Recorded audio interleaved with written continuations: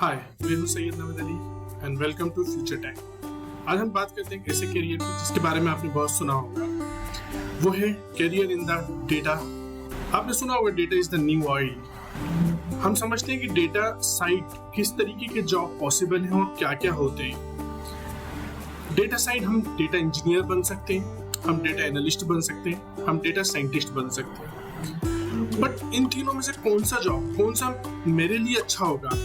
आप एक स्टूडेंट हैं, आप एक फ्रेशर हैं, आप एक्सपीरियंस्ड हैं, आप सॉफ्टवेयर इंजीनियरिंग में हैं, आप डेटा साइड मूव करना चाहते हैं, तो आपका सबसे पहला क्वेश्चन ये होगा कि मेरे लिए सबसे अच्छा कौन सा होगा। और data engineer, data analyst, data scientist में फर्क क्या है, क्या डिफरेंस इनके बीच में, और सबसे बड़ी बात, भाई किसमें कितनी सैलरी मिलती है।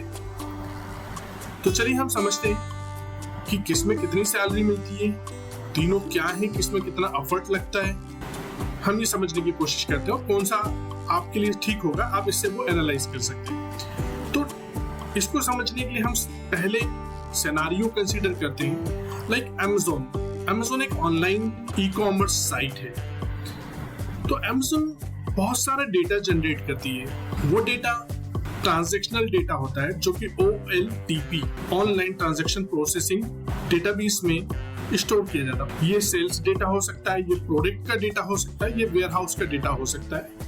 जहाँ पे वेयरहाउस मतलब जहाँ पे भी अमेज़न अपना सामान स्टोर करके रखता है, प्रोडक्ट्स स्टोर करके रखता है, वहाँ का डेटा भी हो सकता है। ये डेटा स्ट्रक्चर्ड अनस्ट्रक्चर्ड दोनों तरीके का होता है। तो हमारे पास ट्रांजैक्शनल प्रोसेसिंग डेटाबेस में, ऑनलाइन ट्रांजैक्शनल प्रोसेसिंग डेटाबेस में हमारे पास ये डेटा आ गया। इस डेटा को एनालाइज करके हम कई तरीके के रिजल्ट्स निकाल सकते हैं। जैसे कि अगर अमेज़न जानना चाहता है कि उसके सेल्स ट्रेंड क्या है, किस सीजन में सेल्स बूम होती है, कस्टमर सबसे ज्यादा परचेस कोई सा भी आइटम, एग्जांपल फ्रिज को कब लेते हैं, सबसे ज्यादा फ्रिज कब बिकते हैं, या ऐसा कौन सा प्रोडक्ट है जिसको मेरे को स्टॉक करके रखना चाहिए आने वाले फेस्टिव सीजन के लिए, लाइक दिवाली के लिए, होली के लिए, या फिर जैसे कि बिग बिलियन डेज होते हैं तो उसके ऊपर कौन सा प्रोडक्ट। मेरे पास एक नया प्रोडक्ट आया है, मान लीजिए XYZ कोई स्मार्टफोन है जो कि XYZ कंपनी का है, तो ये बिग बिलियन डे पे इसके बिकने के चांसेस कितने हैं और कितनी क्वांटिटी में ये बिक सकता है। इस तरीके के कई क्वेश्चंस अराइज होते हैं डेटा पे, और इस क्वेश्चंस का आंसर अगर आपको पता है, किसी भी कंपनी को पता है, तो वो अपने सेल्स को नेक्स्ट लेवल पे ले जा सकती है, अपने रेवेन्यू को नेक्स्ट लेवल पे ले जा सकती है। इस काम को करने के लिए उसको लगता है डेटा एनालिस्ट और डेटा साइंटिस्ट। हम समझते हैं कि डेटा एनालिस्ट और डेटा साइंटिस्ट सीधे OLTP सिस्टम पे और OLTP डेटाबेस पे अगर क्वेरी रन कर देते हैं उनका, या उनका काम चालू कर देते हैं इसके ऊपर, तो क्या होगा? क्योंकि ये ऑनलाइन सिस्टम है, ये ऑलरेडी थाउजेंड्स ऑफ कस्टमर को, लैक्स ऑफ कस्टमर को सर्व कर रहा है। इसके ऊपर अगर हम इस तरीके के एनालिसिस जो कि बहुत ज्यादा डेटा को इन्वॉल्व करती है और बहुत ज्यादा डेटा सेंट्रिक है, हम रन करते हैं, तो ये बहुत हेवी क्वेरी हो जाएगी और हमारा सिस्टम क्रैश हो जाएगा, डाउन हो जाएगा और हमारे कस्टमर इम्पैक्ट होंगे। तो इस चीज से बचने के लिए हम क्या करते हैं, डेटा को मूव करते हैं from OLTP to OLAP system और OLAP डेटाबेस। और ये काम करने के लिए जिस बंदे को एम्प्लॉय करते हैं वो होता है डेटा इंजीनियर। सो डेटा इंजीनियर का काम क्या है? अलग अलग डेटा सोर्स से डेटा लेके एक पाइपलाइन डिजाइन करना। आपने नॉर्मली सुना होगा एक्सट्रैक्ट, ट्रांसफॉर्म एंड लोड। तो नॉर्मली हमारी जो पाइपलाइन है वो यही काम करती है, डेटा को डिफरेंट सोर्स से एक्सट्रैक्ट करती है, उसको ट्रांसफॉर्म करती है। लाइक अगर डेटा अलग अलग कंट्रीज के डेटा है मेरे पास, तो सबका टाइम जोन ट्रांसफॉर्म होना, ताकि मैं कॉमन टाइम जोन में रिसर्च कर सकूं। सबके अलग अलग कंट्री है तो सबकी करेंसी भी अलग अलग होगी, तो मेरे को एक नॉर्मल करेंसी पे जाना है, ऐसी करेंसी जो कॉमन हो, ताकि मैं करेंसी वाइज एनालिसिस कर सकूं। तो इस तरीके के जो मेरे ट्रांसफॉर्मेशन है वो ट्रांसफॉर्मेशन होते हैं, और इसको फिर उस डेटा में उस डेटाबेस में लोड किया जाता है जो कि OLAP सिस्टम्स होते हैं। वो या तो फिर डेटा लेक हो सकते हैं या तो फिर वो डेटा वेयरहाउस हो सकते हैं। इस प्रोसेस को करने में, पाइपलाइन में, डेटा इंजीनियर डेटा क्लीनिंग भी परफॉर्म करता है।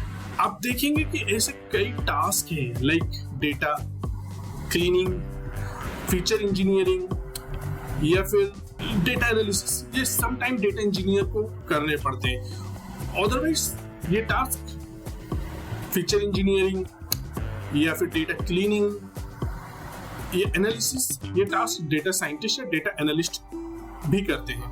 तो ये कॉमन टास्क है कुछ, बट एक डेटा इंजीनियर का स्किल सेट क्या होना चाहिए, उसको क्या क्या चीजें आनी चाहिए। तो एक डेटा इंजीनियर को कोई एक प्रोग्रामिंग लैंग्वेज पे बहुत स्ट्रॉन्ग होल्ड होना चाहिए, और वो इन 3 प्रोग्रामिंग लैंग्वेज में से एक हो तो बहुत बेहतर है, लाइक स्केला, जावा, पाइथन। इन तीनों में से अगर उसकी किसी पे भी स्ट्रॉन्ग होल्ड है तो बहुत अच्छा है। तीनों प्रोग्रामिंग लैंग्वेज आए जरूरी नहीं है, कोई भी 2 आती है या कोई भी एक आती है इन तीनों में से तो भी काफी है। किन टूल्स को वो यूज करेगा, वो HDFS को यूज करेगा। Hadoop is an outdated but HDFS is still in use. HDFS is Hadoop distributed file system.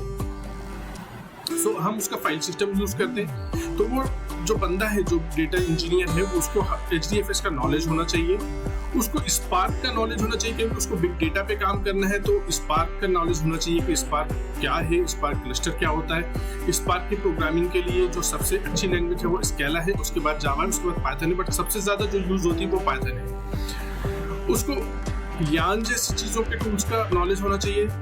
उसको SQL डेटाबेस क्या होता है, SQL क्वेरीज क्या होती है, NoSQL डेटाबेस क्या होता है, NoSQL क्वेरीज क्या होती है, उनका नॉलेज होना चाहिए। उसको ऑर्केस्ट्रेशन फ्रेमवर्क्स लाइक एयरफ्लो, नाइफाई जो कि शेड्यूलिंग में भी यूज होते हैं, इनका नॉलेज होना चाहिए, ताकि वो अपने स्पार्क जॉब को या पाइथन जॉब्स को शेड्यूल कर सके। उसको लाइब्रेरीज का नॉलेज होना चाहिए, लाइक पांडास, नमपाई, ताकि वो किसी भी डेटा पे अगर उसको डेटा फ्रेम निकालना है, उस डेटा के कुछ उसको पार्टीशंस करने हैं, इस तरीके के ऑपरेशन जो डेटा के पार्टीशन के लिए वो यूज करना चाहता है, या डेटा फ्रेम से कुछ निकालना चाहता है, या ट्रांसफॉर्मेशन करना चाहता है, तो वो कर सके। तो इसके लिए वो स्पार्क भी यूज कर सकता है, पांडास भी यूज कर सकता है। तो इस तरीके के ऑपरेशंस के लिए उसको ये कुछ लाइब्रेरीज आना चाहिए। हाँ, उसको क्लाउड का नॉलेज होना चाहिए, क्योंकि आज की डेट में जितना भी बिग डेटा है वो हमारा क्लाउड एनवायरनमेंट में शिफ्ट हो चुका है, और क्लाउड एनवायरनमेंट से यूज होता है, लाइक AWS, माइक्रोसॉफ्ट एज़ूर क्लाउड और गूगल क्लाउड। यहाँ पे लाइक डेटाब्रिक्स जो क्लाउड प्लेटफॉर्म में हमें मिलते हैं, EMR, डेटाब्रिक, रेडशिफ्ट, ग्लू, इस तरीके की चीजें हमें यहाँ मिलती है, जिसपे हम बिग डेटा की analysis, processing, transformation, data sinking बहुत इजीली परफॉर्म कर सकते हैं। अब हम देखते हैं कि डेटा इंजीनियर जो डेटा लाता है और जो डेटा लेकर डेटा वेयर हाउस में रखता है, वो डेटा आखिर कहाँ जाके यूज होता है। यहाँ से 2 ब्रांचेस हो सकते हैं, वो डेटा या तो फिर डेटा एनालिस्ट के पास जाएगा, या फिर वो डेटा साइंटिस्ट के पास जाएगा। अगर वो डेटा एनालिस्ट के पास जाता है तो डेटा एनालिस्ट उस डेटा को क्लीन करता है। देखिए, ये कॉमन टास्क है जो डेटा इंजीनियर करके दे सकता है, या फिर वो नहीं करे तो डेटा एनालिस्ट अपने अकॉर्डिंग भी उसको क्लीन करता है, उसको प्रोसेस करता है, एनालाइज करता है, और उससे ट्रेंड आइडेंटिफाई करता है कि मार्केट में भी क्या ट्रेंड चल रहा है, जो एग्जिस्टिंग डेटा है उसके ऊपर क्या ट्रेंड चल रहा है, लाइक किस सीजन में मेरा आइटम्स ज्यादा बिकते हैं, या फिर मेरे एम्प्लॉइज कहाँ किस लोकेशन पे ज्यादा अच्छे से काम कर रहे हैं, इस तरीके की चीजें, या मेरा कौन सा वेयर हाउस है जहाँ का सामान जल्दी खत्म हो जाता है।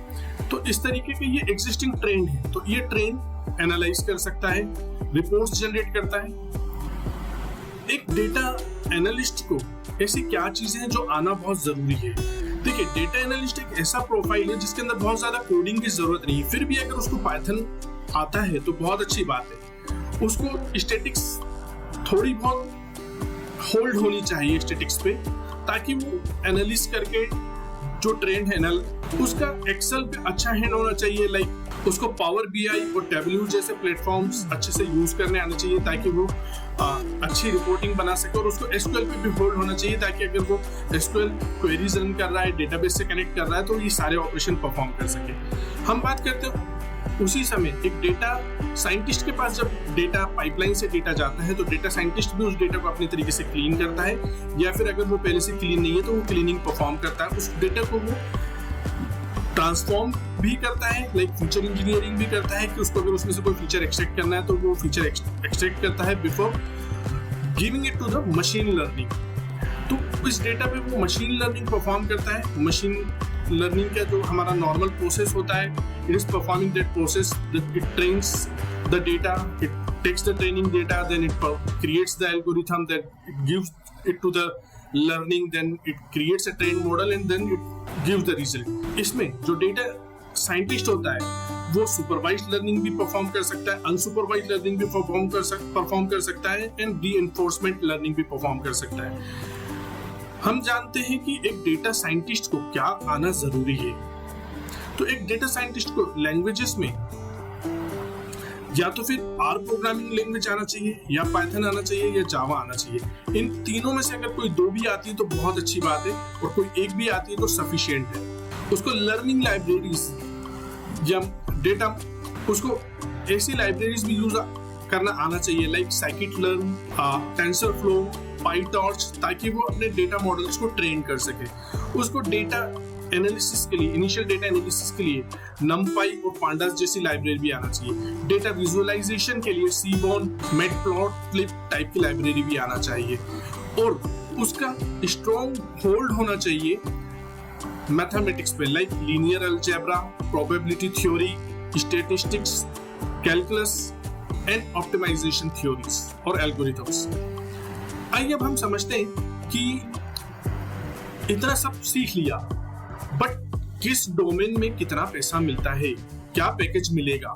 तो देखिए, पैकेज आपका डिपेंड करता है कि आपका एक्सपीरियंस कितना है, आप किस लोकेशन पे हैं और आप किस कंपनी के लिए अप्लाई कर रहे हैं। अगर आप एक स्टार्टअप के लिए अप्लाई कर रहे हैं तो डेफिनेटली आप जिस भी जॉब रोल में जाएंगे वहां पे नॉर्मल कंपनी के कंपैरिजन में आपको ज्यादा पैसा मिलेगा। बट अगर आप एक ऐसे स्टार्टअप को ज्वाइन कर रहे हैं जो बहुत छोटा है, एक छोटे शहर की कंपनी है, तो आपको उतना पैसा नहीं मिलेगा। वहीं पे अगर आप दुबई या यूएस में अप्लाई कर रहे हैं तो आपको वहां पे ज्यादा पैसा मिलेगा। But on an average India के अंदर एक डेटा इंजीनियर को एज ए फ्रेशर 3.5 LPA से लेके एक्सपीरियंस बढ़ते बढ़ते अप टू 80 लाख तक का पैकेज मिलता है, जो कि मैंने खुद देखा है। डेटा एनालिस्ट को वहीं पे थोड़ा कम पैकेज मिलता है, मगर इसके अंदर मेहनत भी कम है। 3.0 LPA से लेके 50 LPA तक के डेटा एनालिस्ट को मिल जाता है। डिपेंड करता है वो किस फ्रेशर से लेके एक्सपीरियंस हासिल करके वो किस कंपनी में, अगर उसको 50 LPA तक पहुंचना है तो। वहीं एक डेटा साइंटिस्ट 4.0 LPA से शुरू करता है एज ए फ्रेशर। ये अलग अलग जगह पे अलग अलग हो सकता है, जैसे कि मैंने बोला एक्सपीरियंस, लोकेशन और कंपनी पे भी डिपेंड करता है। तो यहाँ लोकेशन और कंपनी भी बहुत मैटर करती है। नॉर्मली ऑन एन एवरेज 4.0 से स्टार्ट करता है, और 1 करोड़ 20 लाख तक के पैकेजेस मैंने खुद इंडिया में देखे। अगर आपको ये वीडियो पसंद आया है तो प्लीज इसको लाइक कीजिए, मेरे चैनल को सब्सक्राइब कीजिए, and thanks for watching. Have a good day, bye.